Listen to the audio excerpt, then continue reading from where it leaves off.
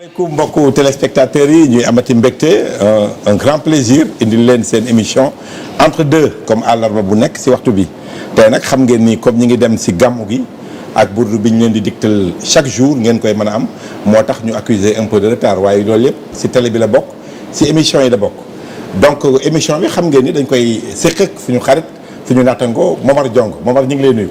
Babacar maa ngi leen di fay di nuyu ñi ñu may gët ak ñi ñuy déglu. ñii seetaan di nuyu itam suñu invité bi voilà merci Momar tey nag dañoo dugg nag c'est politique pure et dure ah mën nañ ko waxee loolu. parce que c'est vrai que semaine yi passé am nañ fi le ministre de l'agriculture ministre de la pêche mais tey dañoo am un chef de parti un secrétaire général de parti nag mi ngi tudd le parti des travailleurs et du peuple nekkoon na député à l'Assemblée nationale nekkoon na également ministre dans le gouvernement de Abdoulaye Wade en 2006 ba 2007 kooku yaakaar ngeen ni xaw ngeen njort amoon na fi événement boo xam ni 23 juin 2011 mu nekkoon au cœur de ce qui s'est passé demoon na sax ba à partir de là ñu koy woowee le député du peuple kooku mooy maître El Hadj Diouf président ñu ngi lay nuyu. maa lay fay di am un grand honneur un grand plaisir dalal la suñu plateau entre deux. di am man it mbégte mu rëy. jële wi si yow Babacar Dione ak Momar Diong deux éminents journalistes. merci. grands analystes politiques. merci. parce que danay suivre quand même. alors les analystes à travers les différents médias. mais actuellement am deux éléments yu mel ni yéen jafe na. jërëjëf. du point de vue de l'objectivité du point de vue des compétences et vraiment du respect aussi toujours accordé à l'invité. merci. Et ça c'est important. Merci beaucoup président El Hadj Diouf parce que aussi chef de parti la c'est très important maître dañuy commencer tàmbaleek màggal gi nga xam ni en tant que talibé mouride. dugg nañ ci génn nañ ci fan yi ci jàmm. yow noo ko dundee en tant que talibé. waaw xam nga màggal dafa nekk loo xam ni. Sëñ Tuubaa rek moo ko am. Cheikh Ahmad Bamba kooku mooy kii xam ni depuis ma di ko wax moo libéré l'Afrique la race noire ba pare libéré l'islam ndax ba muy bañ dafa jafe woon bañ boo xam ne àndut ak violence comme ni ñu ko xamee léegi nii bañ boo xam ne àndul ak yàq der mais bañ boo xam ne dafa nekk dignité savoir xam-xam parce que la violence c'est l'arme des faibles. Sëñ Touba était un non violent. comme Gandhi comme nit ñu mag ñooñu Sëñ Touba sax du moroomu Gandhi. Sëñ Touba beneen dimension la. kon màggal ndam la parce que mission. la ko suñu borom bi subhanahu wa taala joxoon mu di ko liggéey jàll ba Libreville mooy Libreville. àll boobu ba Gabon julli ci géej gi. alors kon dund naa màggal. comme murid yëpp muy victoire l'islam ndamal l'islam la ndamal Sénégal la que doomu Sénégal. dem ba yonent bi jox ko li mu amoon yëpp ndax tagg yi mu koy tagg muy élevé ko ci niveau bu kenn mësul gis yàlla ne ko defal ndànk pareeguma jox ko mantu yi kooku mooy Cheikh Ahmadou Bamba kon màggal Khadimou Rassoul màggal c'est la victoire de l'islam. dëgg la mais dañ ciy jàpp. waaye nag benn def naa ciy berne c'est normal. benn yi sant nee nañ ko berneel. donc yaa demoon nga Touba. non man demoon Touba demoon ok. mais su ma lee waroon dem yëpp dem na. annoncé woon nga daaw sax d'ailleurs daal ne nañ ko defee suñuy ku nekk fi nga dëkk. non mosuma wax loolu. mosoo wax loolu. non nit ñi ñoo comprendre dama ni. ah oui. daaw dama corona woon. d'accord mënumaa dem. mais néew ma kenn bu mu dem de. c'est compréhensible. mais nag sama noonu commencé ci naan ooy pourquoi mu naan du dem fu mu waxee du ma dem fu mu waxee ne bu kenn dem. man tamit au contraire man Touba laa am yàlla na yéex bu ma dee Daaru Salaam lañu may yóbbu. mais taalibe borom dërëm a ngërëm actuellement Serigne Sidi mooy sama Serigne mu Serigne Ahmedou Mbacké mi ci moom laa jébaloon Serigne Ahmedou à l'âge de 5 ans Serigne Ahmedou rek sëñ boo di roqee sëñ Modou Mamoun Mbacké meññ leen sëñ Modou Mamoun ne ko xalifa Cheikh Anta borom dërëm ak ngërëm kon ñu la wax di wax xamuñu.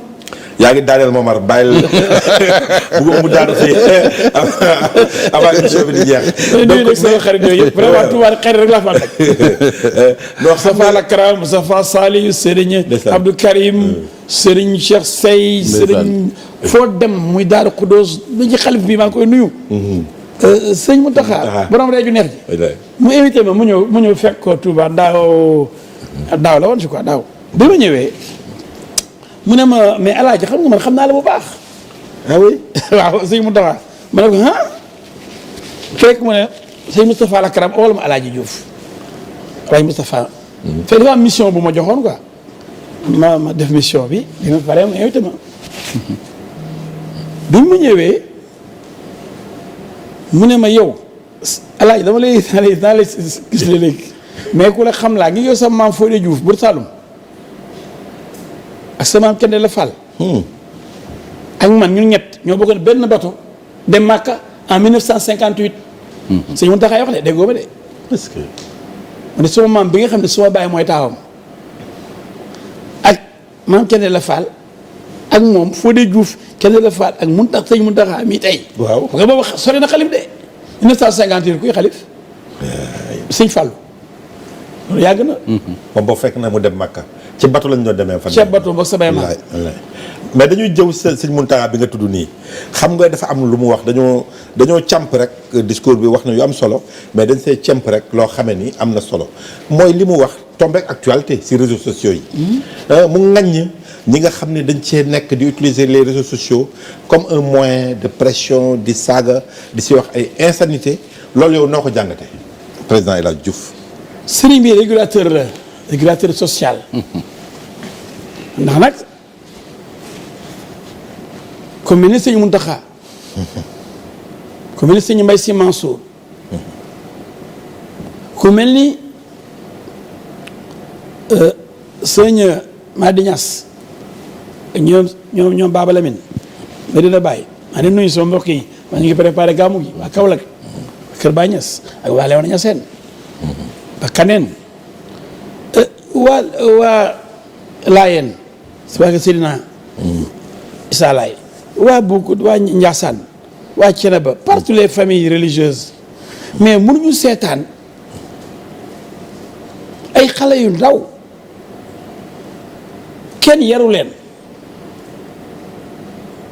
ñu topp ay mag yu leen di saagaloo ba dina saagaloo ay kilifa diine parce que mag ñooñu ñoom dañuy saaga kilifa diine yi te ñooñu bu leen toppee sëñ Mountakha wax na ko benn bis benn leader politique bu fa demoon mu ne ko wuutam réew jarul bakkan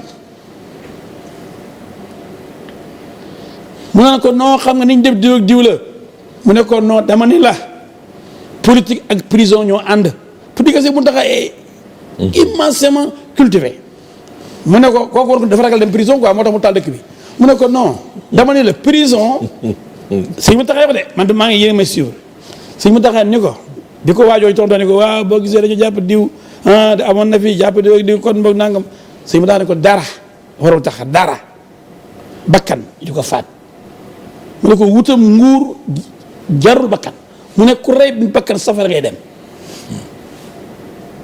alors lu tax mu ñëwaat encore waxaat ci réseaux sociaux yi man mi ci réseaux sociaux lañ jaar ba taal sama kër dañ maa saaga ba tooy foo ne mën nañu ma xoqatal ndax am na koo xam ne bi mu ñëwee moom ni muy politiquer man wut ay boo yu bëri jox leen ay ordinateur ak ay téléphone portable tey boo ma invité tey ñu saaga la wala ñu menacé la. xam naa tuddoo turam waaye ñu ngi njort ki ngay wax. waaw bu ma invité tey keroog ba ma may mën a Ndour Faye invité dañ ko menacé de mort 7TV keroog ba ma Mati 3 pour invité dañ ko menacé de mort. wóor na ma ne yow tey jii nii da nga jot ay menaces de mort ak ay saaga yu bëri. mënuñ ko supporter parce que duñ ay démocrate. ñoom xam nañu suñu liggéey rek. voilà mais xamuñu ko ñoom dafa am boo yoo xam ni saaga nañ ma ba ma tooy comme man faalewu ma leen ci li ma war a wax maa ngi koy wax te mënuñu ma xoqatal ñu dem taal sama kër. ñu ñëw pour rey ma fekk ñu ma fot ñu taal sama kër. léegi bu fekkee ni politique mooy boo demee dëkk Ziguinchor wala feneen yow jàmm bëggoo histoire ngay wut foo jaar mu am ay reyante ba kër El Hadj Diouf nga taal ko ndax El Hadj Diouf sonal na la mais kooku bu jëloon réew mi tey fu ñu jëm yow jëloo goo réew mi réseaux sociaux yi ñu nekk di saaga nit ñi di xas nit ñi ba sëriñ bi wax ci sëriñ Touba sëriñ Mountakha nga xam ne c'est grave. mais xam naa sëriñ Mountakha bi muy wax nag waxul ci politique rek dafa généraliser. et puis Sonko moom rek xëy na taxul woon muy wax. te doon wax jëmale ko ci way politique yëpp. non man dans ma vie. yàlla dafa ma bindeewul tapet. man du ma tourner autour du pot. avant kooku ngeen may tudd léegi di ñëw ci politique depuis Senghor ay Lamine Gueye amoon na si ay rayante mais nit ñi dañu civilisé woon kaddu yu ñaaw Sénégal xamu ko woon. waaw mais lu tax bëggoo tudd turam da nga séeri tudd turam. parce que yàq ba léegi yaa ngi liyaar rek naan kooku damaa gis sëriñ Mountakha mi sama sëriñ. waaw tuddul turam. mais bu waxee junj doy na borom xel. du ma may kenn buzz nag koo xam ne yow démb ba ki démb tekki woo woon dara mosoo wane dara ci réew mi loo def tëbata bëgg a jël réew mi noonu rek ci ay saaga rek ak ay boy yu la àndal rek di xoqatal nit ñi rek. waaw mënul jàll mënul jàll. mais nag président il faut au moins. bala ñu jàll seen ñu reconnaître que bu fekkee Ousmane Sonko ak Pastef ngay wax 2017. bi mu ñëwee dëgg la wax nañu plus fort reste la jàlle nekk député. waaye nag war nañoo respecter sénégalais yi nga xamee ni. ñoo ko jox confiance votel ko. ba mu génn 3e à une élection présidentielle. loolu rek war naa mën a tax nag. ak ñi ànd ak moom. d'accord man noonu laa d'accordé. taxaw na man noonu laa d'accordé ñu respecté ko Madické Niang mi nga xam ne bu dee junni nit sax woteel nañ ko. dëgg la. Issa Sall bi nga xam ne bu dee ñetti junni nit sax woteel nañ ko. dëgg la. El Hadj bi nga xam ne moom amoon nañ plus forest ba muy laaj député. kenn moom la ànd boppam dem nekk député te noonu la mën a ñëwee laaj ba réew mi am 30% au lieu de 15%. c'est vrai El Hadj Diouf mu demoon comme moom am plus forest député ma su ma dem présidentiel di ko togg ba mu ñor xëy na man bu may ñëw bu ma laajee jógee plus forest bi jógee moom dem 15 man lu teree ma mën a jógee 15 plus forest. dem 40 wala 52%. ça c'est une bonne tradition. kon dama bëgg ñu xam ni. ñëpp la war a respecté. dëgg la man respecté naa ñëpp de. mais par contre doo am même boo amee 75%. comme Alpha Condé dana sa bopp. wala keneen jaay di ñu doole. du tax nag nit ñi duñu la ko dëgg. kon nag danañ jaay di ñu doole man maay avocat Cellou Dalein Diallo. kon ki nga xam ne amagul nguur gi di jaay di ñu doole. ba ne nañ taal sama kër ñëw taal ko xam nga kooku respecté wul. Sénégal yi mais dara waru la ne nag moom moo joxe ndigal ni nañ taal këru El Hadj Diouf. dama yore premièrement discours am. mu ne mortel combat wàcc nañ ci mbedd ñu reyante ci reyante boobu muy wax am na ko gënoon a fës ci combat bi contre moom man la dañu wax dëgg rek bi ñëpp waxee maa fi sës bi ñëpp dawee ci réew mi El Hadj Diouf taxaw jàll ak moom ñeen nañ ko rey ndax ñu am jàmm parce que moom du démocrate ma jëloo moom frontalement tous les jours di ko fëgg di ko dóor Sénégal yi seen bopp yi commencé ubbeeku ndax dafa jëloon boo yoo xam ni comme ni ko sëriñ bi waxee réseaux sociaux yi di saaga ñëpp ku wax ma ne yii man du ma wax parce que moo wax ñu saaga ma man bëgguma ko saaga sama yaay ku denoon ngay wax il connaît la mentalité des sénégalais sénégalais bëgguñ ko leen saaga muy joué ci registre boobu ko wax ma ne yii El Hadj Diouf lu ko fi jar bàyyi waa ji ñu ngi lay saaga dañuy wax sa yaay ma ne doo taxaatee yéen njàpp ngeen fay na trop saaga fu muy taqee nit ñëpp du waaf nga même journaliste yu bëri. waxuma ne yéen jaar de mais ñooñu xam ne seen bopp. day doon dem émission toog ak ñoom bu ñu tuddee booy bi ñuy paat ndax ñu ngi gis commentaire yi ak saaga yi. commencé lox ndax saaga yu metti yi. allahu akbar loolu yëngalu ba. ñu demee nga xam loolu yëngalu ba ñoom dañ ko rey léegi neen tal këram. waaw léegi Babacar mi ngi koy wax sànq ci njëlbéenu waxam. sa transition bi ma. waaw Babacar mi ngi koy wax léegi ci njëlbéenu waxam. naan. tuddee woon nga sa bopp sax député du peuple. non ñu ñëw ma ko tuddee peuple bi. waaw peuple bi ñoo la ko waaw d'accord peuple bi tuddee nañu ko. ñoo ma gis assemblée à l'œuvre. waaw d'accord peuple bi donc tuddee nañ la ko waaye yow it bokk nga ci ñi nga xam ni fu ñu waxaat nga ni man maay El Hadj Diouf député du peuple waaye li ñu seetlu mooy kàddu googu néew na léegi nga koy yëkkati dama bëgg xam lan moo ko waral est-ce que ni ko fankanteeg Macky Sall mi nga naan sa xarit moo tax wala boog da nga am déception ci sénégalais yi. bi nga demee di laaj législative en 2017 joxuñu la seen baat parce que dégg naa la fenn ngay wax naan sénégalais yi mel na xamuñu luñ bëgg parce que man mi leen fi doon xeexal fu ne ma taxaw fa ba ma soxlaa yeneen député lañ falfalu ma est-ce que loolu moo tax léegi néew na lu ñuy dégg sax El Hadj Diouf naan man maay député du peuple. masuma ko wax xam nga li am li ñuy wax rappel. historique dafa baax. ndax dañu nekk ci réew moo xam ne prostitution de la pensée historique dañuy jël ko deful dara comme kooku may ba ñu tudd def ko érotique gisuma lu mos a def Sénégal tojul fenn comme ni di Aïssatou Diop Fall gis ko toj assemblée toj di ko dóor ay xeer muy reyante pour peuple bi ñu di ko jéem a naan ko yow yaay nee nga yow yaay député du peuple te moom moo wootee boppam ñu naan ko yow yaa koy wax au lieu que nga ne ko yow mii yaay député du peuple comme ni ko yéen fu borom booy l'homme du 23 juin l'homme du 23 juin.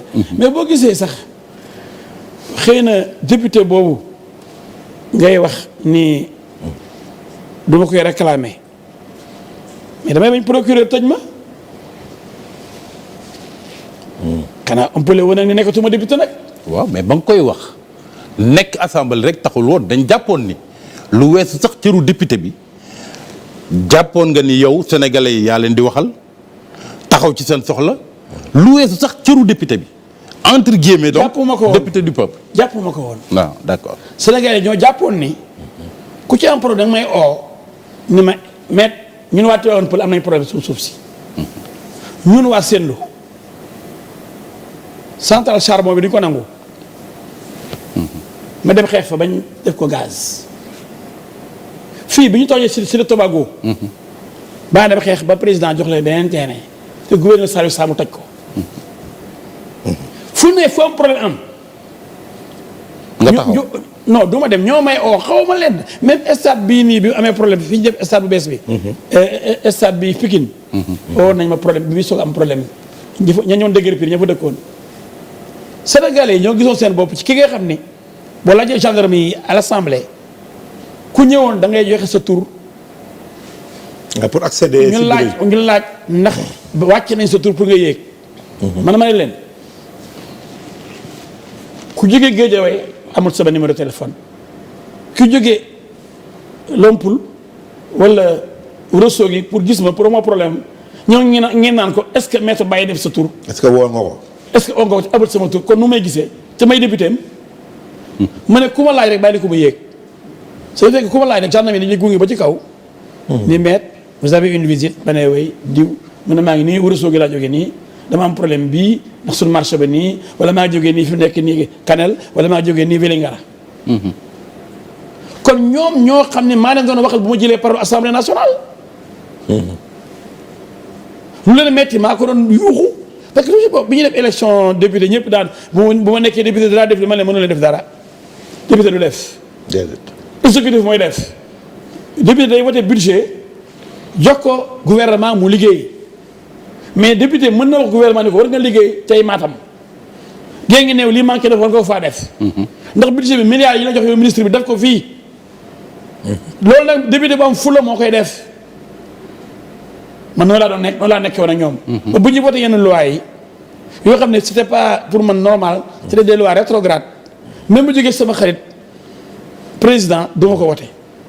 parce man que noonu laa ma semel. parce que arrangé wul peuple mais comme ñi ngi assemblée dañ ciy resté. Momar. maître yëg nga président El Hadj Diouf yëg nga coow li nga xam ni am na assemblée. daal di war affaire faux passeport diplomatique. yow déjà nan nga jugé législature bi nga xam ni bokkoo ci ak coow loolu nga xam ni de yaa ngi tudd léegi la xalifa général des Tidianes dem na ba pointé moom it du doigt assemblée comportement assemblée nationale bi ak surtout cette affaire de faux passeport diplomatique noo ko jàngatee maître. faut pas généraliser. d'accord. Sénégal lañu soxor et opposition sénégalaise dafa metti te soxor ci bon xam nga loo bëgg a wax mais brebis galeuse fu ne lay am na ci avocat yi am na ci magistrat yi am na ci député yi am na ci ministre yi am na sax ci sëriñ daara yi nga xam ne ñu ngi leen jàpp ñuy noggatu seen taalibe yi ba yóbbu leen nungu siin te ñu jàng alxuraan xam lan mooy yàlla aaye waaw pourquoi bu fekkee ne assemblée am na ñaari cas wala ñett ñu doon def yenn lu noonu yàlla rek xam parce que ils sont présumés innocents Sénégal rek bu ñuy def rek ñu ne hop yow la alors que y a la présomption d'innocence boo jàngee droit. mais yow am na ci dossiers yoo xam ni boo ciy wax dafa mel ni sóoraale woo présomption d'innocence. en kay ci ay dossiers yu bëri nag dégg nañ la nga wax non damay sóoraale présomption d'innocence. d'accord yëpp lay sóoraale. moom mooy boo xam ni boo ma woon. sóoraale naa ci ba booba ngay wax yaakaar xam naa. dama boobu ak yeneen sax kay. boo yaakaar xam naa nañ ci dugg ci waxtaan bàyyi naa ci présomption d'innocence mais dama naan nañ bàyyi yoon def liggéeyam. mais nag boo ragalee dem ci yoon wujji kooku sa affaire la. waaw boobaa nag du affaire de présomption d'innocence. mais image assemblée. mais image assemblée. oui. Babacar. masul changé. de Senghor à Macky Sall benn assemblée gënul moromam. ah oui. te maa ngi bind livre xaw ma kañ lay pare dafa pare woon na mais déjà chaque jour ma réactualise ko sur l'Assemblée nationale. dama def 10 ans assemblée. quand même waay. ñaari mandat yu tegaloo 10 ans. nekk fa ak d'abord Macky Sall bi dafa àndaloon le même jour ma nekk ministre mu nekk premier ministre ñun ñaar même jour bi ñu yóbbu ñu assemblée ak Ibou Soumaré remplacé ko man moom Aliou Sow Aïda Mbodj Thierno Lo Assane Diagne ñun ñëpp ñu dem assemblée parce que boobu l'opposition avait boycotté l'Assemblée nationale. Ablaye Babou si la bokkoon Ablaye Babou man 2007 législative 2007. 2007. demuñu woon rek. Cheikh Wade duma dugg yi métti ñu naan def sàcc élection yi. amoon na une partie de l'opposition qui était partie quand même ñoom Modou Diagne Fada ñoom. oh loolu opposition la. waaw mais. après mu dem région c'était l'opposition waaye yow bu ma waxee ay Fada waay xoolal léegi xoolal Sénégal moo neex mais la vraie opposition c'était abstenu muy Dansokho. oui muy Bathily. c'est vrai muy Idrissa Seck muy Moustapha Niasse Ousmane Tanor Dieng. dëgg la. dañu boycotté. léegi nag pour assemblée bi xumb Wade il faut ñu dem assemblée. Awa Diop yéen yàlla ko yàlla yërëm ñu dellu assemblée. après Ablaye Babou dellu assemblée. oui. man ma dem assemblée pour ma may débat pour mu xumb.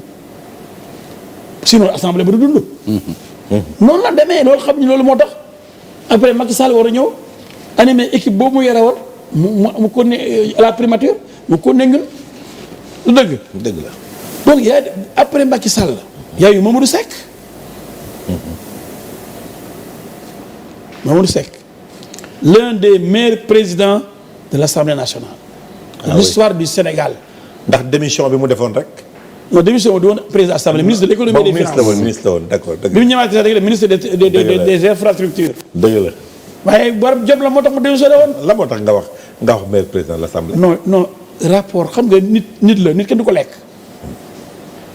nit njëriñ lañ koy doyee mais président assemblée woon dafa fonk nit ñi toppatoo député yi kenn du ci am problème di leen régler seen i problème yëpp un à un ci suuf. fekkante ak président Moustapha Niasse foofu pour xam ni est-ce que. def naa 5 ans Niasse. def nga ak moom juróomi at c'est vrai c'est vrai def nga ak moom juróomi at mais moom de moom mayoo ko dara moom daal. non moo xam nga kéem bien.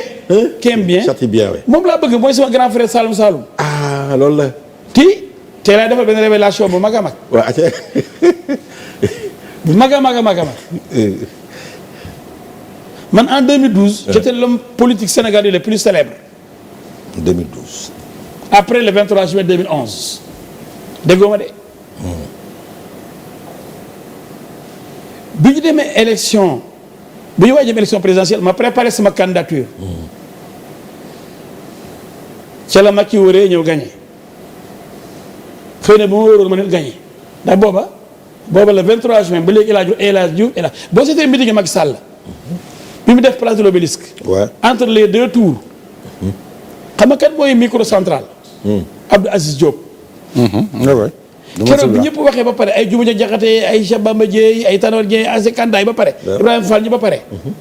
ba mu Moustapha Niasse pare mooy avant dernier parce que mu toppoon ci Macky. qu'est-ce qui s'est passé foofu. nekk li ñu ko mettre. Sénégal yi dañ am côté mémoire. qu'est-ce qui s'est passé là-bas. Abdou Aziz Diop. waaw ginnaaw mu jox ñoom Tanor Dieng ñëpp Moustapha Niasse ñëpp wax ba pare. mu ne day jox parole bi léegi nag le candidat de toute la coalition Benno Bokk Yaakaar au second tour. Macky Sall moo waroon wax. Sall waaw gars yi di ko Macky Sall du wax. problème bi ànd na vibré no El Hadj Diouf mais yéen fu ngeen nekkoon. am les deux tours. waaw léegi yow ba nga non waajal. même fa tuuti rek. waaw c'est important. oui at les deux tours waaw. Aziz Diop ne kon avant jox parole bi le président Macky Sall notre candidat. oui. c'est le peuple qui exige qui impose El Hadj Diouf. Maître vous avez la parole après Moustapha Niasse bi classé woon 3e. xëy na moo ñu woon juste avant ci. oui. après. léegi dama wax Sénégal yëpp ko suivre par l'Obélisque. dëgg la. man dama am jaar-jaar. waa léegi. mais boo gisee li tax ba nga waajee sa candidature. révélation boobu ba nga waajee sa candidature ba noppi. waaw. ba xam ni yow yekkoon nga ci jamono yooyu ci li nga jàpp l'homme politique le plus populaire. oui waaw lu tax demoo ci laa jëm si. oui d'accord. dama ne mon grand frère pour dire que dama ko bëgg Moustapha Niasse. oui. révélation bi nga bëgg a wax waaw. mooy teel a def révélation mag. dafa ni ma. yow yaay sama rak El Hadj. oui. Niass dawal ne otoom ba sama kër Mermoz à l'époque foog naa ne Niass mënul dawal sans keneen di dawalal ko. il a fait intervenir des gens y compris des marabouts. Murit sama sëriñ.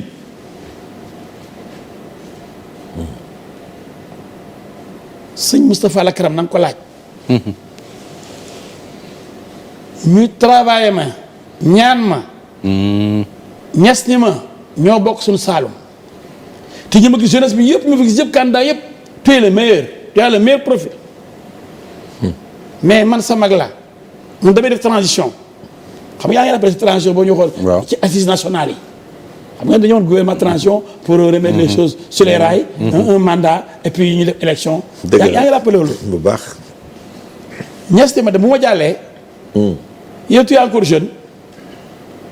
man ma préparé la comme man transition lay def yow tu prends le pouvoir ma jàppale la nga nekk président du Sénégal. ci loolu ngeen d'accord. yeggoon ngeen foofu si président Macky ak président Moustapha Niasse. barke alxuraan. voilà. j'étais l'homme politique le plus populaire yow 2012 ana waajoo ngeen tuddee kenn ko xamoon ba ñuy def le 23 juin 2011 mu ngi toog bloc fiscal tegal ay tànkam par climatiseur am masu bokk ci benn xeex nu ma moromam barke alxuraan gis nga Momar man dama am ay jaar-jaar. waaw man léegi gars yi gis nga gars yi. mais président mais qu'est-ce qui s'est passé. pour ñu fermer parenthèse. waaw président Moustapha Niasse. qu'est-ce qui s'est passé entre temps. bay mu am benn animosité boo xam ne ñëpp seetlu nañ ko. du animosité nag. lu xew. voilà xam nga man am na loo xam ne may ma ko kenn. lu ma la bëgg. Macky Sall mooy sama xarit ñu jàngandoo depuis lycée. daan mais de tout léeg-léeg ñu mbëkkante yu tàng jër. bañ fa El Hadj kenn xamul fu féete. parce que man ma liberté n'a pas de prix. kenn du ko marchander ça ne se discute pas. dama ni la Niass. ku baax la ku am xol bu rafet la ku am yéene la ku bëgg cosaan la fu ma gis ne ma moo jeune frère Buur Saalum Buur Siin ndeysaan il est attaché à ses valeurs ndeysaan un grand monsieur mais c'est l'époque du parti unique loolu la vivre il a vécu l'épopée senghorienne oufétiste et cetera moom duy bëgg contestation day bëgg lépp comme moom mën nañu bàyyi ñun ñëpp day bëgg boo waxee kilifa la daal alors que politique amul aji amul aas jëppay daje amul kilifteef moom dafa bëgg daal ñëpp nangul ko. waaw lu mu wax. ki man bu ma d'accordul dama leen carrément d'accord ma ngeen nekk Ablaye Wade dafa ko doon nangul dafa ko nanguloon conseil des ministres daa leen toog kenn du wax dara kur lu man xëy ku ñeme Ablaye Wade ku El Hadj Diouf mu leen ki avocat la ko man moom mi di ngeen di tiitu ko un jour dama ne Habib Sy yow looy xoolee El Hadj Diouf nii xam naa ni yow fonctionnaire nga. mbooloo fi laajal Habib Sy moom ay Aminata Tall ñu ngi toog waa de recevoir ma nii à droite ñoom ñaa ngi toog ni directeur de cabinet secrétaire de la présidence Aminata Tall Habib Sy directeur de cabinet nous sommes en 2009 après l'échec de Wade ci élection locale les mairies là qu'il a perdu. mu créé Soppi pour demain après Soppi pour toujours yaa ngi rappelé. c'est un peu ridicule d'ailleurs. ñuy wax ma ne ko non président mënu ma la jàppale 2009 2012 dañoo jeexal nga. yaa na ñëwoon vérifier la constitution. sa dernier mandat nga nekk ngay wut 2012 boo demee dañ lay gagné mu ne man kan noo gagné man. si ngeen commencé am problème d'ailleurs. waaw mais ci laa ni nag président bi nag il faut ñu ko dëgg nag. dem naa ba bureau carré waa 10e étage. immeuble Tamaro wax ko ne ko wax sa papa bu mu présenté wu. yu bëri def naa ay action pour sauver le Sénégal. dafa mel ni si logique boobu nga nekk 3e mandat président Macky Sall. non man ñëpp lay wax dëgg. ah moom day mel ni non est-ce que di nga dem masulu wax ni. day wut 3e mandat. parce que moom ci boppam. nee na carrément awuma ci droit man Macky Sall. mais président tous les actes qu'il pose quand même depuis quelque temps. waaw mais ay actes man demaat nañ ñoo ne du ma wax nii oui nii non. waaw mais aussi moo ëlëmal xel mais Macky est un homme très logique. bi muy wax lu nee na kooku nee na koy xanaa waxuma ci woon daaw heure bi loolu la ko njëkk a wax. daaw heure bi lan la waxoon mooy dematuma. waaw kon kay il a répondu. na ko waxaat rek dematuma. non il a répondu à ça. ok nee na ko heure bii daaw lan laa la waxoon kooku ne ko neewal nga bokkatoo mu ne wax ko yow jeex na. kon loolu xam nga gars yi ñoo bëgg wax rek. kon da yow amatoo combat booy ma ne gars yi ñoo bëgg léegi nag léegi nag ñes Moustapha Niasse moom yow président Macky Sall ngi nii. ah c'est mon ami nag mais d'ailleurs Momar dafa am lu ñu xaw a tëb. xam nga am na image boo xam ni Pape May au niveau de la régie dañu ko indil am na image yoo xam ni xam nga moom depuis étudiant université Cheikh Anta Diop la xamanteeg président Macky Sall. non depuis Kaolack.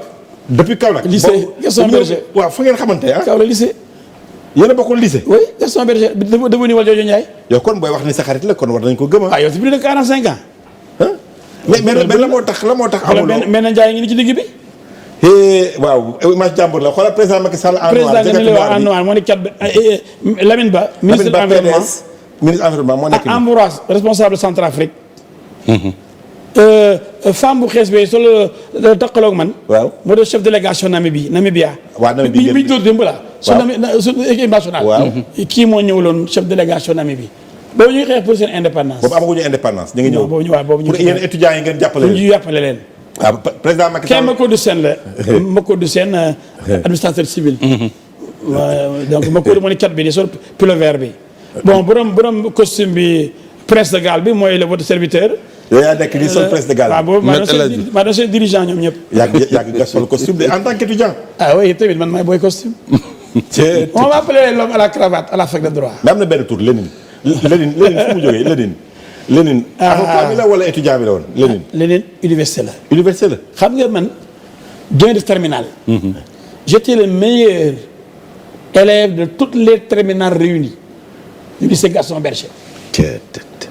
J'étais le seul élève de terminale qui avait souvent 18 en philosophie ak coefficient 5. Et mon professeur de philosophie, c'est lui qui m'a recruté d'ailleurs à la LD, Famara Ñoovi Sarr. Famara Sarr. waaw qui a été au lycée Bango après. c'est Eli non. nekkoon député après. oui nekkoon député Famara Sarr. waaw moom la woon après ak Babacar Sarr ñoom ak Ablaye Bathily. Famara Sarr waaw. alors qu'est-ce qui s'est passé en tant que meilleur élève de philosophie mon prof de philosophie naturellement me donnait tous les livres yi ma doon naan. dama doon dem bibliothèque këram xam nga sax meilleur élève da nga koy bëgg. prof bi di ma ñuur le manifeste du parti communiste. diggante Engels ak Marx. l'État et la révolution prolétarienne. le renégat Kautsky. la révolution prolétarienne et le renégat Kautsky. ça c'est Lénine. mu dugg ci la NEP. la nouvelle politique économique. waay. dugg ci Staline dugg ci Trotsky. dugg ci Gramsci. dugg ci Enver Hoxha. dugg ci Jean-Paul Sartre. et ci Georges Marchais. secrétaire du parti communiste français. ñun dañu am jaar-jaar Babacar. foofu la Lénine bi ñëwee. léegi nag Lénine. oui comme ma léniniste la. bi ñëwee fac de droit. fekk bi may def terminal mais élève de terminal de toutes les terminales réunies laa la wax de. en philosophie dañu doon daje suñu classe. may def cours bi yeneen prof philo yëpp ñoo toog suñu classe. ak Famara qui était le meilleur prof de philosophie. et qui avait le meilleur élève de philosophie aussi du lycée. donc ñoom ñëpp bu ñu ñëwoon suñu classe. may def par exemple exposé sur le banquet de Platon. qui parlait l'amour. le banquet Platon. l'élève de Socrate. fallait waxee l'amour c'est l'amour de ce qu'on n'est pas et de ce qu'on n'a pas non bu leen ma tax a philosophie. non yaa ngi philosophie moom. mais gis nga Babacar dañuy def droit benn AG. AG yi commencé tàmbali bu ma ñëwee pour demander droit. ma commencé le diriger. gars yi ñu fal ma délégué de l'ANFI bu ñu demee ci AG yi. grève yi boobu y avait Jean Collin qui dirigeait presque le pays avec Abdou Diouf. xoolal ma tàggale chaque jour excitation leen di. bu bokkul ak morom. benn jour dama pare gars yi si naan Senghor. ma ne continuer la lutte lorsqu'elle est manifestement avantageuse pour l'ennemi est un crime comme disait Lénine. parce que c'était facile nga jiite grève. waaw. dem ci biir bëgg arrêté grève bi. mu mën a toogoo. pare sëy ni kenn du arrêté grève bi te ñoom duñu xeex dañu tëdd seen kër naan ataaya. alors qu'on avait des acquis. man leen aucune génération d'étudiants ne peut résoudre à elle seule définitivement l'ensemble des problèmes du mouvement étudiant. Il faut savoir arrêter une grève. Chaque génération règle une partie des problèmes des étudiants et laisse les autres générations régler les autres problèmes. Continuer le combat. Inspiré par les... Et ça, c'est inspiré par... C'est la dialectique. C'est vrai. mais xam nga dugg nañu sa relation président Macky Sall léegi. léegi am na sax benn question bu ñu posante léegi avant l'émission. yaa ngi ak moom mais gisuñu président Abdoulaye Wade def na le ministre bon c'est vrai que assemblée bi moom demoon nga sabab kiw mais lan moo tax président Macky Sall joxu la benn fonction boo xam ni en tant que xaritam en tant qu'acteur politique déjà. man je pense que président xam na ma. waaw. xam nga yow li ma président xamee woo ma noonu. dëgg la mën na nekk. xanaa xamoo ne man jox nañ ma poste ministre ba taay ma bañ. xanaa xamoo ne Karim Wade. bu ko génne ay secret sax lu ne def na ko fa mu nekk ministre Abdoulaye Wade dama bañ président Macky Sall moo tax ma nekkoon ministre. en 2006. 2006 moom mi nga xarit sama xarit la nekk premier ministre ma jàppale ko ci liggéey bi ba ma ooyee ma jàppale ko ci. waaye nag qui n'avance pas recule. ça veut dire. boo nekkee député nekk ministre lu des. ah chef d'état wala boog premier ministre. boo yore parti pour lan la. pour être président de la république. waaw yow daal foofu nga teg sa bët fi mu ne. waaw comme ñoogaan yi sax ñooy mën a am ay 15%. ñoo xam ne parce que ñoo xeexal seen réew daara lu may coow rek ak saaga nit ñi ak terroriser nit ñi. waaw man nag l'homme du 23 juin. le député du peuple comme le disait l'autre. Oui. Celui qui a fait ses preuves aussi bien à l'université. J'ai toujours été député dans ma vie. Toujours avocat, défenseur des étudiants, des élèves et du peuple sénégalais. kon dama foog ni man lu may ndoyee ay ministre nekkoon naa ko. député nekk naa ko. lu des léegi. yaa ngi waajal élection présidentielle 2024. mais bien sûr j'ai dit c'est que clair, oui. Macky Sall xam na. moom xam na. ne El Hadj Diouf mii sama grand la man magam la. magee naa ko 2 ans. bëgg naa ko jàppale naa ko 2012 jàppale waat ko 2019 waaye loxoy Kajoor. day weesaloo. wala man taalibe Macky la wala man APR la wala PTP bi ma créé pour jël réew mi ëllëg man matuma feesuma suma place. wala man yambar laa woon assemblée. wala ministre yambar laa woon. wala étudiant yambar laa woon. déedéet. wala daawuma diriger étudiant yëpp y compris Macky Sall lui-même. moom sax yaa ko doon diriger université. mais dirigeant moom dirigeant la maa doon seen dirigeant. waaw. J'étais membre du conseil d'administration du COUD. J'étais le représentant de toute la faculté de droit. Faculté de droit et sciences économiques. Le seul représentant de toute la faculté de droit et de sciences économiques à l'Assemblée de l'université. Ma siège ak Seydou Madani si. Ensuite ak Feu Souleymane Niang. non ouais. recteur. J'étais parmi les 4 représentants élus. ñu bëgg ay urne. Même assemblée de l'université ak Madani si urne la woon ak Niang. Souleymane Niang. Au conseil d'administration du COUD. Pour la première fois étudiants yi war fa siéger ñoo kaasoon. Il y avait élection sur l'ensemble du territoire de l'université. Il fallait élire 4 étudiants. Je faisais partie de ces 4. Alima ñan la Kéba Dramé la woon. Djibi Gueye. Babacar Dam ancien ministre éco-village. ak Me El Hadji Diouf benn mii. À l'époque il y avait Dame Ndiaye. Après Dame il y avait Babacar Senghor. Babacar Senghor oui. xam nga kon. J'étais le seul bu doon siéger à la fois ci yooyu ak conseil la commission nationale d'attribution des bourses commission nationale d'attribution des chambres. J'étais man kenn ci étudiant de tout temps. maa ma sa occuper tous ces postes là en même temps simultanément. booba nee ma boobu ana ñeneen ñi. te boobu màggaguñu yow yaa leen njëkk a. non ñu foo ñu ngi woon ak ay licence ak yooyu ak ay maîtrise ak yooyu yëpp ñu foo mais j'étais leur leader naturel. mais est-ce que ce leader là naturel qui dirigeait ay ponk li toll ni ay Macky Sall ah ak yeneen ministre nos jeunes frères là ñoom Abdoulaye Daouda ñoom Amadou Ba ñoo ñëpp topp ci ginnaaw. ñoom Abdoulaye Baldé suma booy Abdoulaye Baldé ñoo ñëpp. maa ngi ci profité pour nuyu Seydou Sané le président du CASA. Un grand monsieur. que la Casamance aime. et xam nga Casa Sport. moo duma jàmbaar. xam nga man Casa Sport la supporté. xam nga am nga élément Casa Sport kii. non yow kay sa relation. foofu ak Casamance dama tuuti sa relation. Seydou Sané moo ko yor de kii. te président daf ko honoré recevoir que le même jour. dañu indil da nga amoon benn Seydou Sané kooku Ziguinchor moom la ñu bëgg. da nga amoon benn initiation boo xam ne da nga ko amoon en Casamance. à Koubalan. à Koubalan. dans le Kalounaay.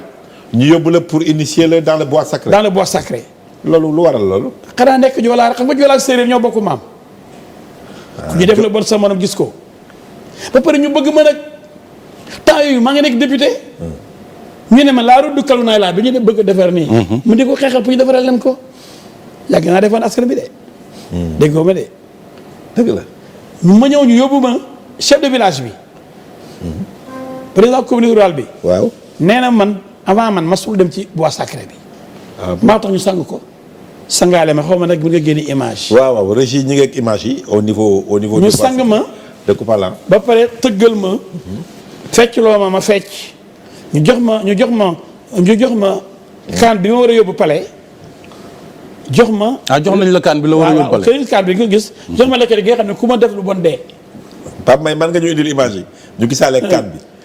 ko moytul ko am ñaan. kon ñoom waajal nañ la ñoom. mais waajal nañ ma parce que man lañ am xam nga nag nit dañ koy waajal waaye man la rek di xeex ci mbedd yi rek pour ñu ne yow la. moo tax nga gëm 2024 bi. non man gëwuma 2024 xam nga lu ma gëm. yàlla. dëgg la. 2024 mën naa lu nekk man yàlla mën na fi indi Babacar Dione wala Momar Diong. da ngeen jàng am xam-xam. pour lan rek man rek maa falu xam nga Sénégal moo neex da ngay ñëw rek man damay nekk président waaw affaire baa ngi ne xoolal ñu may sang ni. fii dañu lay sangee si bois sacré yi. waaw fii nag fii mooy Koubalan ci Kalounaay am na benn jour ñu wane benn image bu ndaw lu bu mel nii ñëpp naan El Hadj Diouf mystique xamuñu fekk booba benn naa fekk mu dugaloon lii tuuti rek ñu naan kenn xamatoon lii lu war ñu dama sang nii. fekkee wal fajiri moo ko amoon Papa Mané. yàlla ko yàlla yërëm. Papa Papa Mané dëgg la. yàlla ko yàlla yërëm moom la àndaloon bi may dem. Mané way. mais moom la àndaloon bi ñuy dem Koubalan jógee si 15 jours. jógee Kajoor Maañ. Kajoor Maañ na départ dem. kaan bi moo nekk nii. gis nga kaan bi ñu ma jox ak leket bi. en Casamance. waaw en Casamance fii c'est à Koubalan. mais il faut que ñu wax ci local yi parce que ñu ngi dem 2024 te ñun xamuñu sa parti ban posture la war a am est-ce que yaa ngi Benno Bokk Yaakaar sax. mais boo fa nekk fu may nekk. parce que sa posture moo fal Macky Sall ñaari yoon fa laa nekk nii. mais sa posture dafa nekkul un militant un responsable discipliné par rapport à Benno Bokk Yaakaar yow moom lu la neex ngay wax. non attends même troisième mandat bi kenn waxu si mais yow moom yow dégg naa la nga ciy wax. yow président Macky Sall nee na bu ci kenn wax. mais yow yaa ngi ciy wax. yow xam nga nit ki daal bu dee xam nga passé dara laa war a laa bett ci moom. koo xam ne depuis lycée lay bañ ba léegi nga bëgg subitement. nga jékki-jékki changé mu tëb rek nekk ab yambar. mais fa laa ko doonee. mais local yi noo ciy demee président.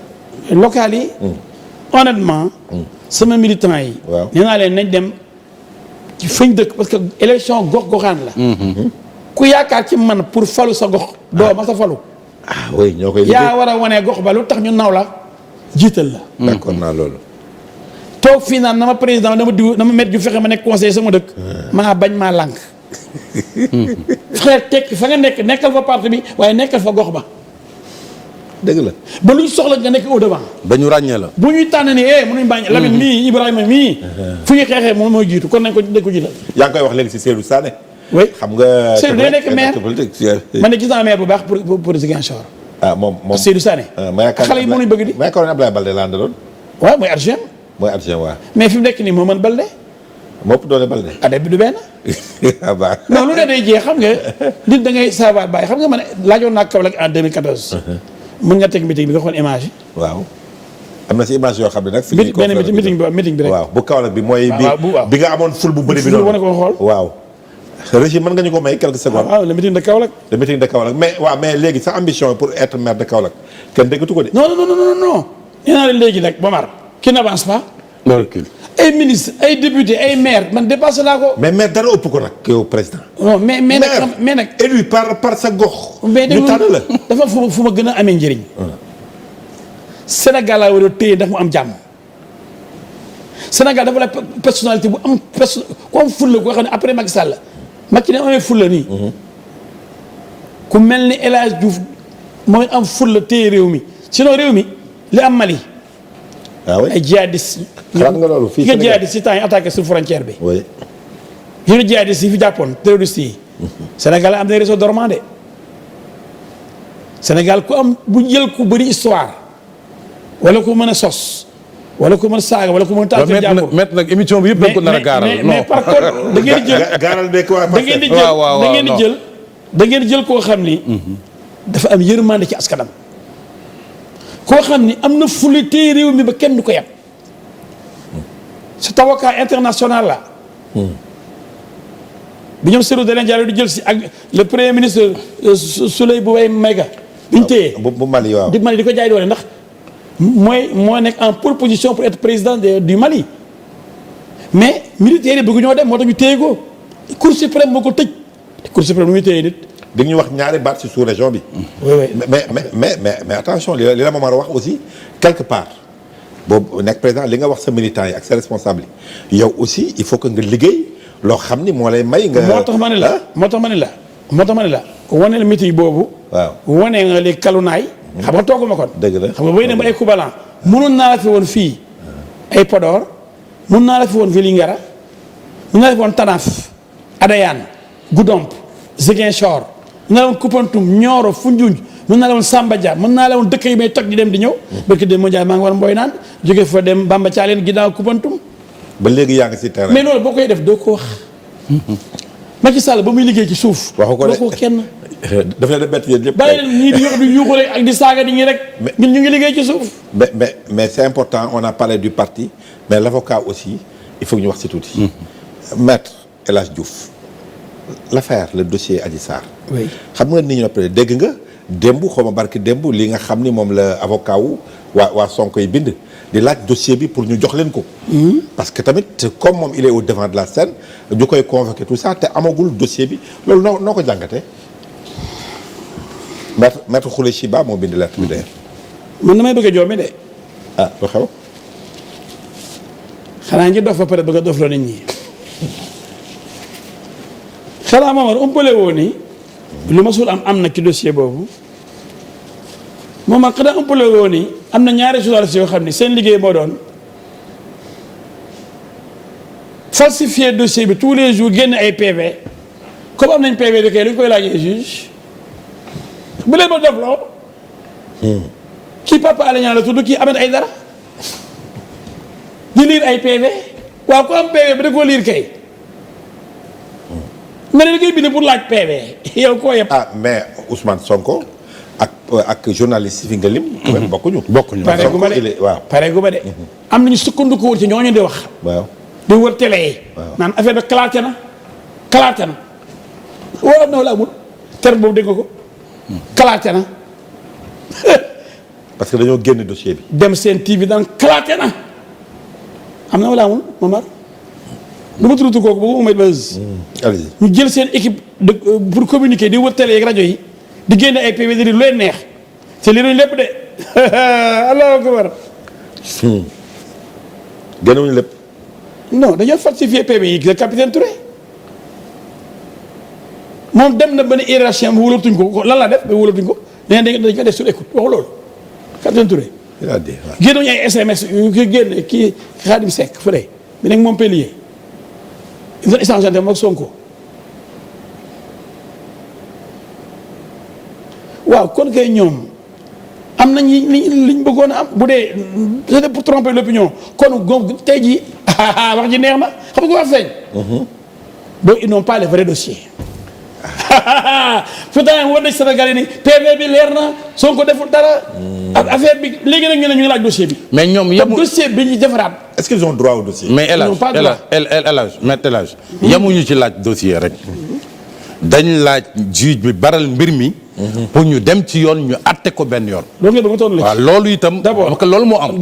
donc laaj. mais yemuñu ci laaj PV yemuñu ci laaj rek xam dossier nga bi ki bëgg ñu atte ko. xëy na am na fu mu sukkandiku. d'accord donc premier terme mooy yemuñu ci dossier bi ñuy laaj. waay mais kon laaj nañ dossier bi. laaj nañ dossier bi mais nga ne amuñu droit dossier bi. may ma rek Babacar. non am nañ droit Mais- dossier bi mais- sur le fond. nee na amuñu nañ ci droit. may ma. Ouais. yàlla secret de l'instruction. dossier bi du génn taxawal ci mbedd yi.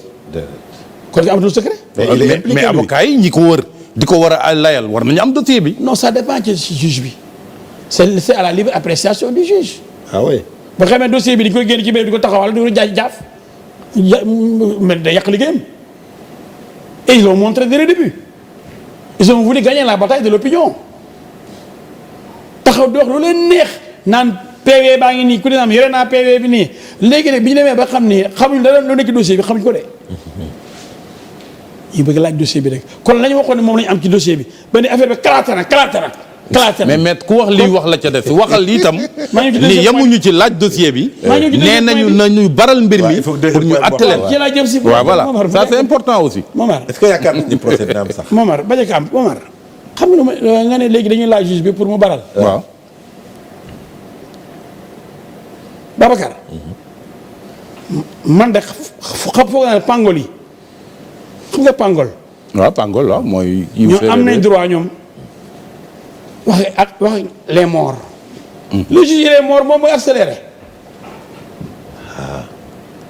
ñu waxee juge bi mu accéléré ana juge bi. non parquet la ñuy wax parquet bu ñu waxee juge. dañ ko war a remplacer. mais bu ñu waxee juge mooy système judiciaire bi dafa war a continuer. ñu désigner un nouveau doyen des juges mu hérité dossier bi mu continuer. d'accord mais avant ngeen. looloo tax ñu doyen des wax juges ñoom ñi naan na juge bi accéléré dañu yàkkamti te masuñoo yàkkamti ñoo yéexal dossier bi. ndax kañ oowoon ca guddi ga mu taal na mortal combat wàcc le rayante du wuy ji bu wuy ji woon xëy na ñu def flagrant délit wala leen mu jeex affaire bi jeex procès bi jeex. bu ñu ooyee Seydina Fall Bougazelli du mën a jël avocat immédiatement dafa démissionné il s'est mis à la disposition de la gendarmerie. non Bougazelli moom ni ko gendarmerie jàppee moom fangaaral moom loolu moom flagrant délit sax foofu lañ koy waxee. mais ba léegi il est présumé innocent. waaw mais flagrant délit am na foofu. non loolu flagrant délit nag. ah loolu rek mooy flagrant délit la preuve bu ñu ko flagrant délit instruction la dem. loolu nekk moom flagrant délit kuy ay homme de loi. loolu jàpp flagrant fekk la délit enregistré la xam luy flagrant délit mooy action bu soog a am. waaw wala un temps voisin de l'action. wala poursuivi par la clameur publique. ñetti phase yooyu la mais du loo xam ni culpabilité la parce que culpabilité amul ci droit au départ bu la fekkee jël paaka di rendi ba mu dee. dara ji tuuru tu n'es pas encore coupable tu es présumé innocent pourtant ñu nga fekk paaka bi ngay xotti ngi gis ngay xotti ba muy tuuru tu es encore innocent ma dafa jàng droit dafa xóot Babacar ba pare foofu nga may ma tuuti. waaw pour dire gars yi jàngul dara ba pare nekk ay naafeq ba doon dégg ñu naan waaw duñu nangu ñu téye diw ak diw comme kilifa ak Simon. waaw kilifa ak ba Simon. pare Seydina Fall ci biti waaw. ko waxoon naafeq nga. loolu xëy na nangu na ko demet. laaj ma la tax. Seydina Fall Bougazelli non seulement dafa démissionné perte poste député mais dafa tëdd kaso lu mat juróom-ñetti weer. dafa tëdd prison comme Thione Seck aussi. li mu tëdd soo ko am liberté provisoire. liberté provisoire selon la procédure pénale. dañ ni la liberté provisoire peut être obtenue à tout moment de la procédure pénale. la liberté provisoire jombul kenn ku ne mën nga ko am. dëgg la amul exception. quelle que soit l'infraction. ça c'est vrai. alors que mu ñëw ñu tëdd ay genn wàll at. Bougazelli. waaw genn wàll at ñii soog a dugg. ñu bëgg ne ni non kon mel ni mësul dugg daal. mais xam nga lan moo waral loolu met. déglu wax ji déglu naa fekk. ma yokkale li ñu wax ñoom non ma yokkale li ñu wax. waaw pour nga mën see répondre. waaw mooy ñaar benn bi. dañ ne pour une faute aussi grave quand même Bougazelli ni ñu ko teelee bàyyi liberté provisoire 7 mois xawma dafa gaaw par rapport à la gravité de la faute beneen bi à contrario ñoom Simon ak Kilifeu déjà dañ ne preuve bi ñu leen jàppee sax c'est pas une preuve légitime. est-ce que loolu tribunal mën na ko accepter. Babacar loolu la avocat mi wax de Babacar oui. kan moo am qualification. pour juger. si une infraction est grave ou pas est-ce que yow la. du man de dëgg. xam nga ku ne wàcc sa ànd rek ànd boo yëg mu toj ñiy wax de commentaire yooyu ñoom duñu ay juriste duñ juge seul le juge. est maître de sa procédure. dëgg la même le chef de l'État mënu ko jox c'est des juges assis magistrature. dafa am debout ak assis ñoom ils dépendent de personne. alors que lii moo gën a garaaw pourquoi ñu ne faux billet moo gën a garaaw faux passeport diplomatique fi nga bind. non dama la poser benn question. foo gisee ne faux billet moo gën a garaaw faux passeport diplomatique. mais ci xel rek moo gën a garaaw parce que nag luy biimal. économie dafa naan luy biimal économie réew. dafa naan affaire économie moom. foofu c'est un crime. y a manger à boire. non luy biimal économie moom. économie réew moom c'est un crime non. ma ni affaire économie moom. fële délit la. affaire économie dafa nànk rek. du ma juriste rek. non dafa ne affaire économie moom bu ci dugg. d'accord. laaj ko bàyyi ko ñoom Abdoulaye Daouda Diallo mon jeune frère. il n'est pas le seul là. waaw ñoom amul oto. il n'est pas le seul ñooñu wax économie sénégalaise lan moo koy daaneel ak lu ko dul daaneel. ah faux billet de ci la bokk. waaw mais man faux billet moom fu mu bëri. day biimal économie. man du ma fi nekk di qualifié mais dama ni. waaw. dara gën lu garaaw. Europe toog ba may ay Marine Le Pen. ñu naan Sénégal war suñu nangu ñuy am ay passeport diplomatique suñu ministre yi ñu leen wuloo visa ñuy rang bu nu ambassade France. assemblée nationale tax ñu koy wax. mais assemblée moo tax ñu koy wax mais pas kaw passeport di kokaan dama ni. lu gën a garaaw ñu dem ba suñu passeport diplomatique. le monde entier di ñu ŋaññ.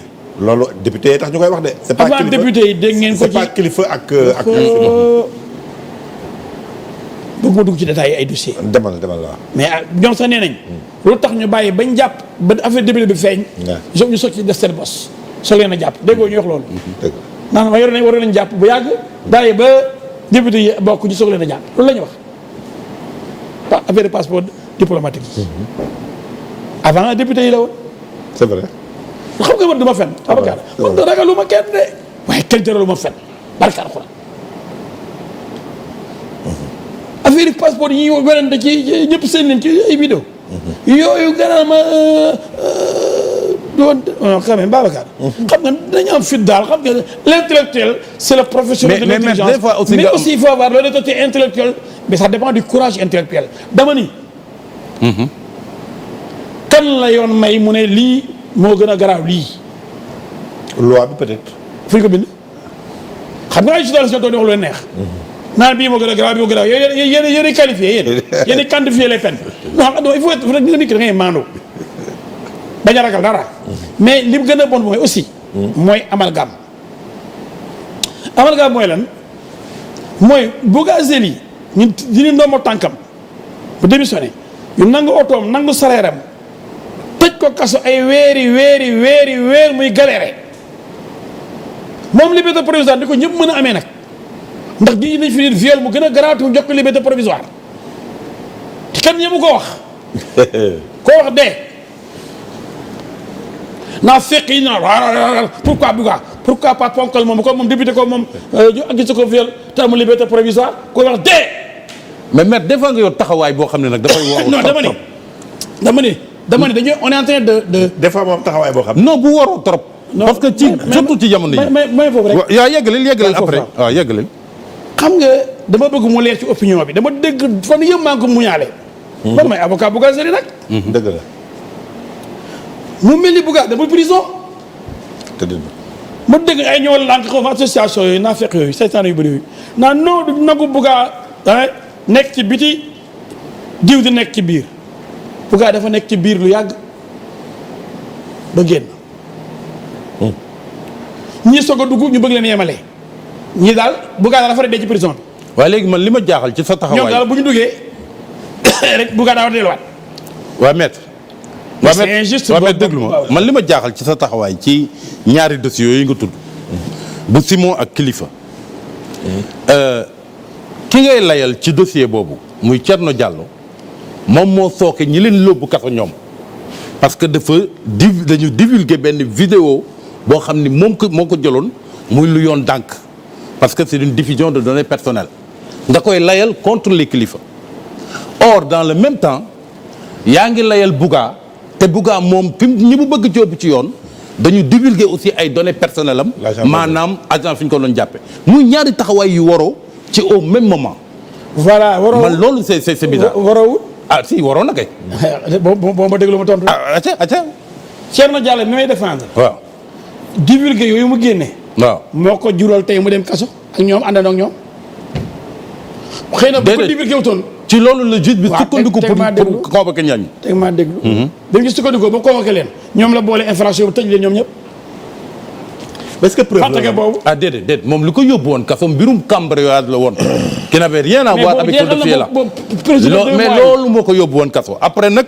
la ñu diffuser et puis d'ailleurs même seen avocat ñoom Simon ak Kilifeu nee nañ jamono ji ñuy diffuser vidéo boobu moom mi ngi woon ci kaso donc ñett ñii rek ñoo ko mën a diffuser soit muy juge bi yore mbir affaire bi di ko instruire soit les gardes pénitentiaires ñu koy garder wala sax avocat am yow mbir moomu accusation boobu yow loo ci tontu. képp ku wax loolu da ngay nar ku wax da ngay nar yow sax sa xel weesu loolu laaj ma lu sax. du tax yow mën nga nekk kaso yàlla tere ah. am nga loo denc. yaa ngi may dégg. waaw. ku ne mën na koo jël. joxe ko. moom bëgguma dugg ci secret dossier bi. du ma ko di ko ma wax leen li mu wax li mu tontu bi ne ko ku génne vidéo yi loolu enquête dana ko wane ji ëllëg mais ku la wane pénitentiaire bi wala juge bi la wala avocat bi ne ko fen nga ndax la nekk ca fam ko def nekk ca kaso ba moo tax xëy na mënu ko wan a sàmm bu ma taxaw wax bëgguma dugg ci ay secret. moo tax peut-être mën na ko sàmm ba ñu génne ko. yow mën nga nekk tugal wala États-Unis ñu génne sa secret fii comme dafa fi génne ay vidéo nit yu ay ay Adamo ay xawma kenn génne ay vidéo jàmbur. juge mën na ko jox wala procureur wala avocat. fuite moom mën na si am. ah. est-ce que mën nañu ko sàcc ci moom. est-ce que preuve la je veux dire est-ce que ñu la ñu filmer. attention manipulation bi moom métti ci réew mi. waaw oui Babacar oui mais Babacar maître ba léegi tamit avocat yi nee nañu. loolu juge bi mën na koo retenir comme preuve bu ñu leen filmer à leur insu. xam nga sama confrère bëgg ma leen tontu daal. waaw dama bëgg ñu comprendre. waaw bëgg ma fi nekk di tësal ak avocat parce que fii du place su. dëgg la tribunal. xëy na ñoom ñu ngi wax lu leen neex ci rajo yi dañoo bëgg a comprendre rek. ça n'engage que li ñuy wax. mais ça ne m'engage pas. ça n'engage pas la justice te du ci am ndam. loolu nga ci mën a wax. waaw léegi ñu waxaat pour manipulation opinion bi rek consommation pour wane ni yow yaa ngi wax léegi ni Bougazelli xaw ma lan bëgg ni carrément moom la. te ñeneen ñi bëgg leen ko nangul. waaye léegi ñu waxaat ci beneen dossier. pourtant Bougazelli il est innocent. mais présumé innocent. mais ñu waxaat ci beneen dossier 94 milliards yi foo leen toll ci seen plainte bi ngeen jébbaloon pour ñu topp Sonko. pour diffamation bu Mamour Diallo dama bëgg nga njëkk maa laaj bu Sonko njëkkoon a porter plainte Mamour Diallo mu njëkkoon a porter plainte. non Sonko moo porté woon plainte. Mamour Diallo. Mamour Diallo. waaw nu mujjee boobu. juge bi. ne ko c'est pas. ni ko amoo qualité nekk partie civile. waaw yamu ci mu interjeté appel chambre d'accusation de la cour d'appel ni ko ba tey amoo fi droit moom dañ ko débouté mais ci boobu jamono ki ñu tuumaal tuumu lu mel nii nga xam ni dem na sax ba ñàkk ci place am parce que jëlee nañ ko ci inspecteur directeur des domaines yóbbu ko feneen ñu tuumaal ko jël tuuma juyal ni teg ko ci moom mu ni woon moom it dina def plainte topp ko ba mu sës. pour mbir mi leer def na ko wala def ko. dafa mais fu mbir mi toll. man kay loolu laa lay laaj ndax man déposé naa plainte bi nga yëg ko wala déet. non man yëgu ma foo ko déposé. mais dama lay laaj ma toppee naan ma violeur ñoom ak ñoom Guy Marius Sagna dëpp ci buddu tribunal bi nga doon déposé. mooy déposé plainte. waaw léegi fu plainte boobu pour basket plainte bi muy déposé. waaye léegi bu jox violeur de ku ne yàlla xam na ne yàlla moo mën a àtte. waaw léegi fu plainte bi mujj mettre fu plainte bi toll. léegi avant may tontu ci boobu. dafa am lu jiitu plainte boobu Sonko njëkk a plainte ni détournement de deniers publics. oui. xam nga Sonko Sénégal yi la yëpp mais man du ma yëpp ndax dama ko dàq jàng muy jaay xam-xam xamul dara parce que bu demee di porter plainte pour détournement de deniers publics xam na ni c'est l'agence judiciaire de l'État mooy représentant de l'État devant la justice man mënuma porter plainte même bi may nekk nag avocat mënuma porter plainte pour détournement de deniers publics. Macky Sall chef de l'État mënul porter plainte signé ko Macky Sall plainte pour détournement de deniers publics. Abdoulaye Daouda Diallo ministre des finances mënul signé en tant que gardien argentier de l'État mënul bind plainte porter plainte pour détournement de deniers publics ne man maa yore xaalis réew mi porter plainte amu ci droit. même noonu Moussa Bocar Thiam me remplacé Antoine Félix Diome. moo mën a signé au nom de l'État porter plainte Mamour Diallo. soo ko nulaar kilee xamul dara. dem bind plainte am jaagari ànd ak ay nulaar comme moom ni porté naa plainte Mamour Diallo pour 94 milliards de détournement de deniers publics. yow kii ko jox réew koo xam ne xamoo du deniers publics. juge bi ni ko amuloo qualité. quelle qualité kenn la même Macky Sall bu ñu ne ko Macky amoo qualité président de la République. ñu naar yi ci presse bi ñu bëri journaliste yu bëri ma dégg la ñuy wax may ree rek gis ngeen ne bu doon keneen ñu déclaré ko recevable waaye gis ngeen nag mu ñoo topp gars yi Macky Sall yi xoolal ma loolu fekk waa ji moo amul droit porter plainte samay. Le droit c'est la forme d'abord. Qui peut rester en justice au nom de l'État pour réclamer les deniers de l'État? L'agence judiciaire de l'État ou les démembrements de l'État, par exemple la mairie, les collectivités territoriales lépp dañ ko leeral. yow nga jóg fee nekk ancien chômeur raconter sa vie génn ay secret professionnel fa noonu liggéeyee impôt bañ dàqale ci impôt ni tu n'es pas crédible nga fexe ba am plus forest assemblée gàddu ay documents di porter plainte. yow ci turu kan ngay wax. waaw loolu leer na ci turu kan ngay wax. mënu woon porter plainte waaye ki ñu jël tuuma teg ko ci kaw leer na kon kon Sonko moo ki ñu jël tuuma teg ko ci kawam nag tey ni mënul porter plainte Mamour Diallo. waaw ki ñu jël tuuma teg ko ci kawam nag. mais booba soxla woon na 11 milliards 280 millions. parce que 12% la waroon a am ci 94 milliards yi pour campagner ko loolu ko taxoon a jóg. ñu jaay muus pour bu yëngalee ñu fay mu encaissé. mais nag preuve amagul ci loolu de. preuve la. preuve que ni loolu la ci bëggoon séddoo bi que dafa bëggoon a séddoo. fa ñu ngi yore contrat bi Atlas ak Mercalex ak 12% yi signature ba yëpp. def naa ko def naa même un film boo xam ni. Momar bon ci laa ko meloon mais baal naa ko. je sais que Momar n'a jamais regardé ce film. Momar sa xarit la. parce que Momar je t'aime bien mais bis damay ñaan ngir yàlla xoolee film bi rek. man film bi xool naa ko parce que du ma wax ci lu ma xamul. parce que film bi dafa génn sa waay maa ne bu ngeen ma jëlee affaire bi ce n'est pas juridique ce n'est pas technique mais je les tiens man bu ngeen ma jëlee dinañ fay. c'est là pourquoi on n'a pas encore payé l'argent ak fi mu signé ak famille Lébu yi ci Atlas ak Mercalex. mu ne moom la Mercalex le même numéro de téléphone fixe moo nekk ci Atlas ak ci Mercalex. ki nekk Sud Foire ki nekk Maris. waaw loolu yëpp boo ko amee. un crime n'est jamais parfait. waaw mais maître loolu yëpp boo ko amee. mu ngi ci dossier doo topp mbir mi ci yoon ba mu sës. mais déposé naa plainte yooyu ma déggoo ba Momar bu ma déposé plainte pare man avocat laa du ma jël di mbéj procureur wala xoj juge bi. mais yàgg na boobu ak léegi de. mais bu yàggee comme affaire Adji Sarr bu yàggee. mais est-ce que avocat moom am na benn possibilité. parce que Sénégal yi leen jaaxal mooy. man dama may limite objectif. mais président 94 milliards yooyu leen si ja xam nga Sénégal yi volonté bi ñu am. c'est pas pour ànd ak kii wala déet mais dañu ne dañu bëgg leer. mbir mi leer mais leer na assemblée. bi ñu defee commission ad hoc commission d'enquête parlementaire. ouais. 165 députés lañ.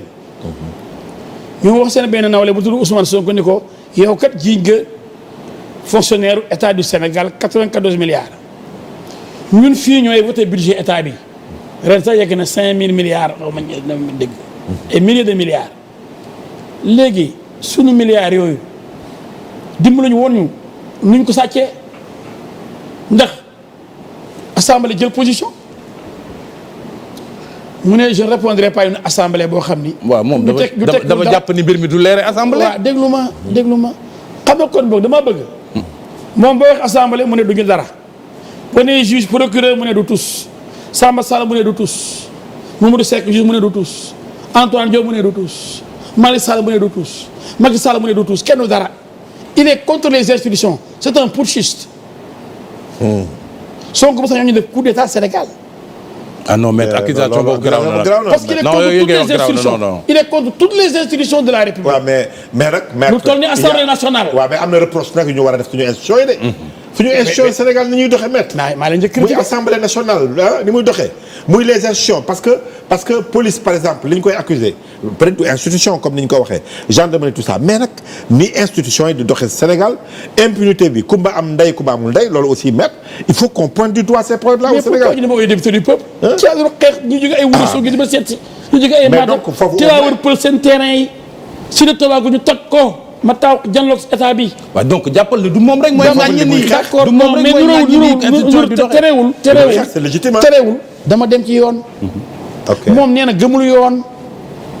nee na bu ñu ko ooyee mu tar réew mi mortel combat bu ko assemblée ooyee moom.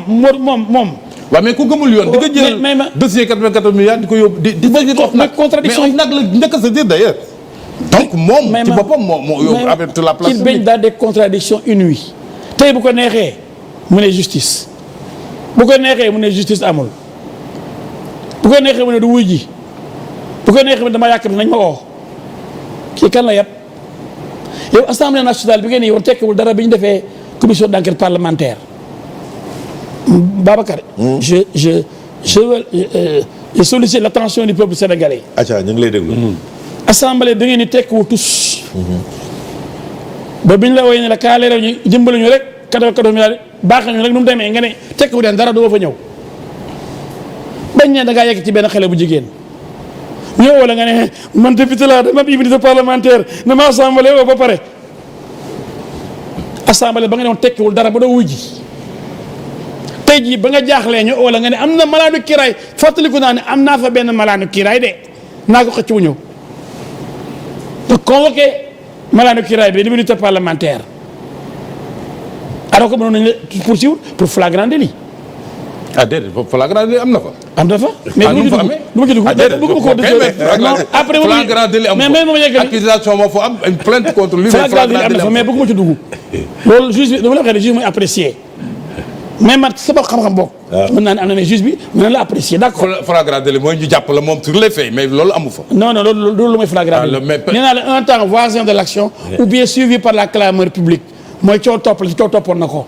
loolu man droit la waxuma philosophie droit lay la. non coow bu ci bëri nag moom laa dal si kii. loolu laa lay wax mais avant dama ni. ki nga xam ne moo ne woon du moom du wujji commission d'enquête parlementaire pour leeral 94 milliards yi ndax assemblée tekkuñu tous moo ko wax. le jour bi ñuy joxe restituer des travaux. résultat yi dafa dem Ziguinchor def conférence de presse ñëpp wër ko mu ne. bu ñu ma jàppee waa Casamance da leen ma xeexal contre Sénégal war a wax ko bu ñu ma arrêté la Casamance ma défendra dama ndax Sonko wax loolu war a wax loolu jour booba assemblée nationale du Sénégal xam ne yebee waa Bignona ak waa Oussouye ak waa Matam ak ñëpp ngi toog biir assemblée mu ne moom buñ ko laalee Casamance a koy défendre bu ngay xaaj Sénégal ñaar ci la Jean-François Marie Biagui ni je suis Mamour Diallo lii nga loolu mais parce que Mamour Diallo au moins est un patriote. Et que Sonko n'est pas un patriote. Il veut diviser le Sénégal. léegi il nous reste ba terminer foofu rek. violence yi amoon ci immunité parlementaire boobu ma la terminer foofu rek. bu fekkee yow gëmuloo institution. faale woo ko. ñu oo la nga ne wuyu si ko tekkiwu leen tous.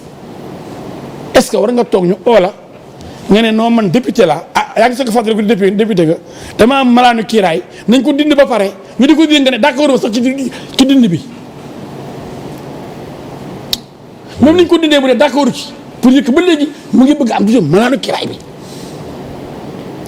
ñu ko dindee ba pare mu ne moom d'accord ci dindi bi kenn dindiwu ko ndax jaarul yoon ma ne kon moom député bi neex na di moom daal bu ko arrangé mu ne député la buñ ko nekk ay joxe ay information mu ne tekkiwu leen tous waaye xam nga ni kii ku mel nii nag dëgg-dëgg Sénégalais bu am fulla am fayda dina joxe ak moom.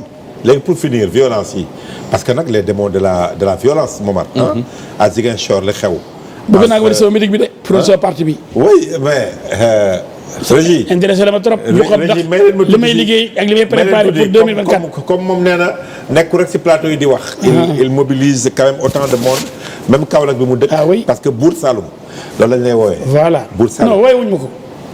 Buur Saloum nga tudd. dama ko tudd ma ko. jox nga fi non tudd ma ko non xam nga.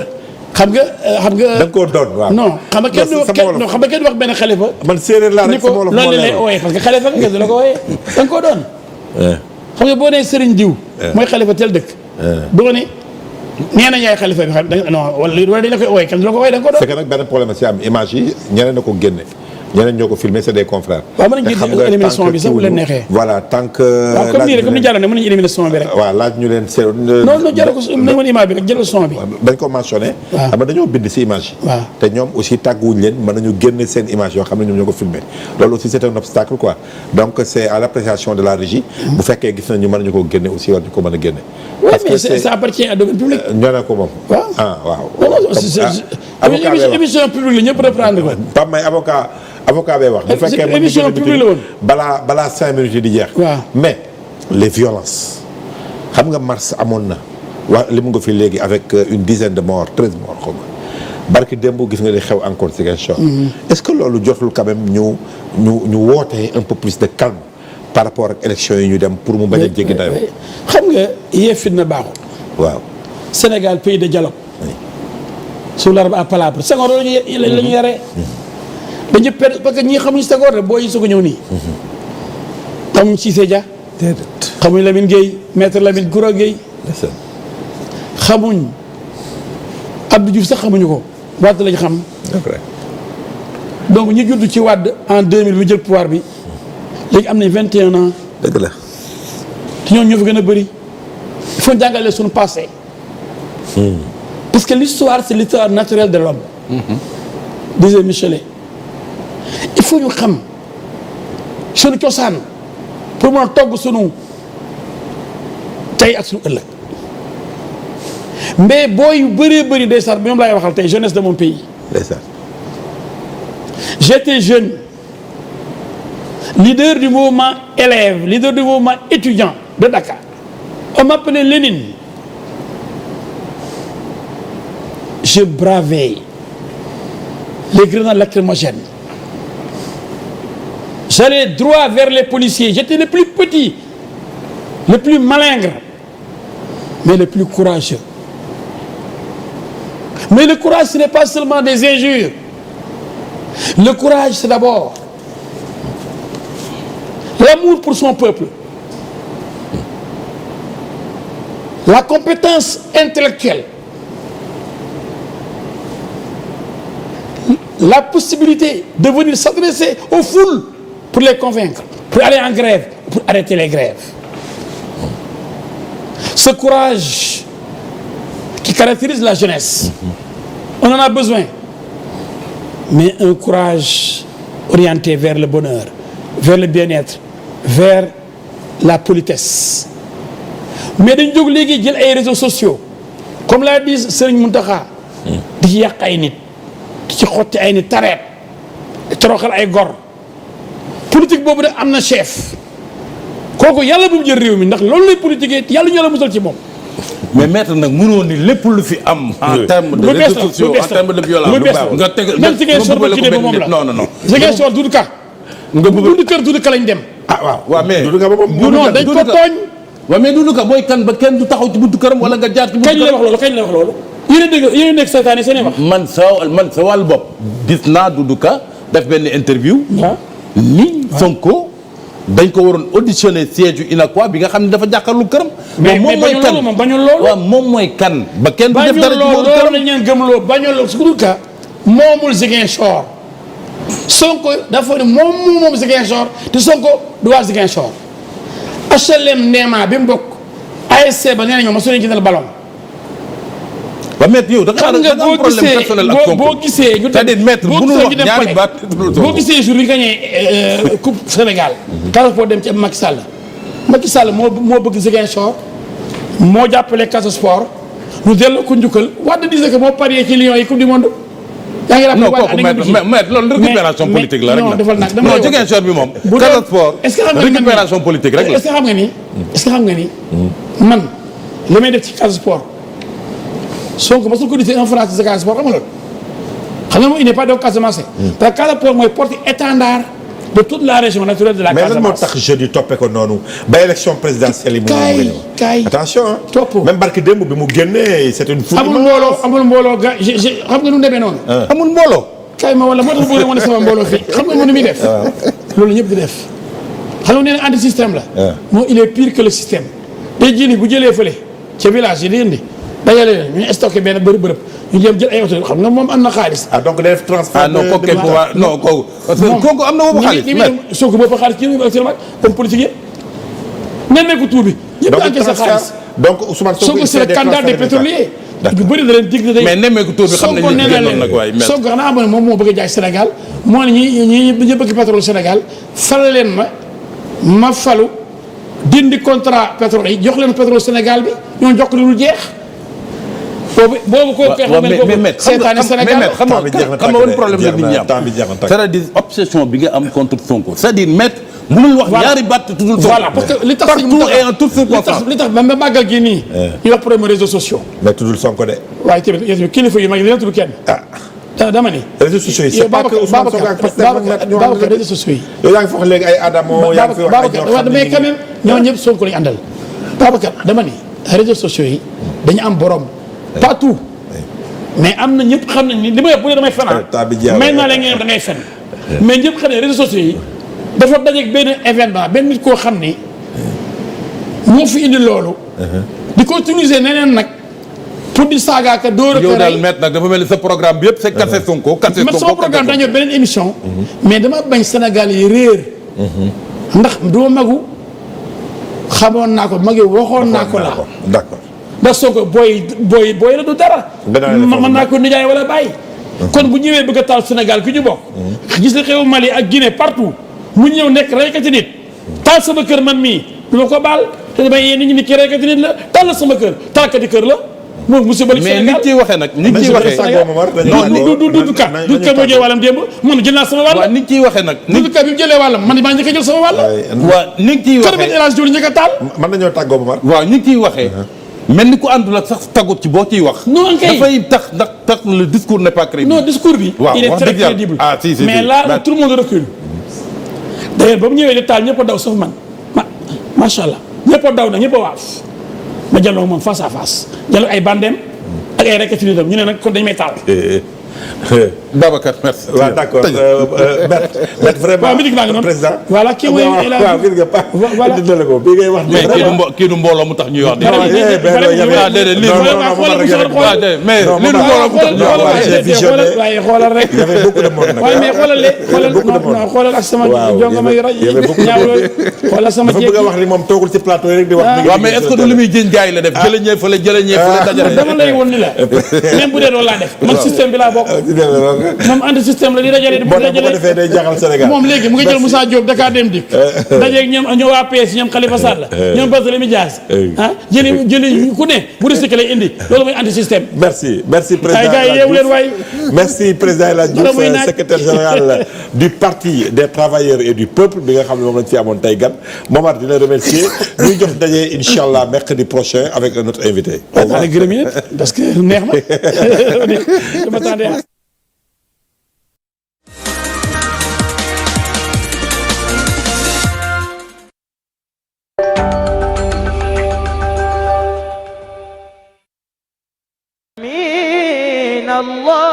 الله